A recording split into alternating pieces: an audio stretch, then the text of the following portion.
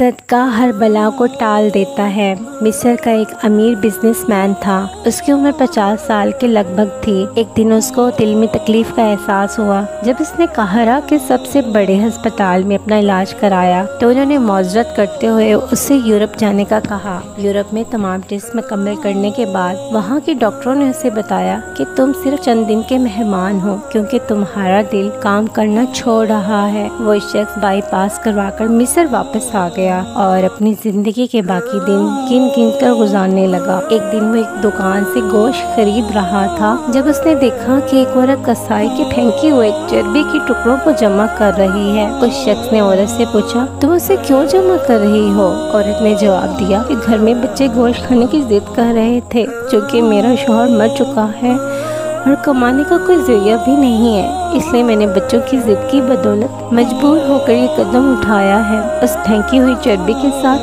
تھوڑا بہت گوشت بھی آ جاتا ہے جسے صاف کر کے پکا لوں گی۔ بزنس مین کی آنکھوں میں آنسو آ گئے۔ اس نے سوچا، میری اتنی دولت کا مجھے کیا فائدہ؟ میں تو اب بس چند دن کا مہمان ہوں۔ میری دولت کسی غریب کے کام آ جائے اس سے اچھا اور کیا۔ اس نے اسی وقت اس عورت کو کافی سارا گوشت خرید کر دیا اور کسائی سے کہا، اس عورت کو پہچان لو، یہ جب بھی آئے اور جتنا بھی گوشت مانگے اسے دے دینا اور پیسے مجھ سے لے لینا۔ اس واقعے کے بعد وہ شخص اپنے روزمرہ کے معاملات میں مصروف ہو گیا۔ کچھ دن اسے دل میں کسی تکلیف کا احساس نہ ہوا تو اس نے قاہرہ میں موجود لیبارٹری میں ٹیسٹ دوبارہ کرائے۔ ڈاکٹروں نے بتایا کہ رپورٹ کے مطابق آپ کے دل میں کوئی مسئلہ نہیں ہے، لیکن تسلی کے لیے آپ دوبارہ یورپ میں چیک اپ کروا آئیں۔ وہی شخص دوبارہ یورپ گیا اور وہاں ٹیسٹ کرائے۔ رپورٹس کے مطابق اس کے دل میں کوئی خرابی سرے سے تھی ہی نہیں۔ ڈاکٹر حیران رہ گئے اور اس سے پوچھا کہ آپ نے ایسا کیا کھایا کہ آپ کی بیماری جڑ سے ختم ہو گئی؟ اسے وہ گوشت والی بیوہ یاد آئی اور اس نے مسکرا کر کہا،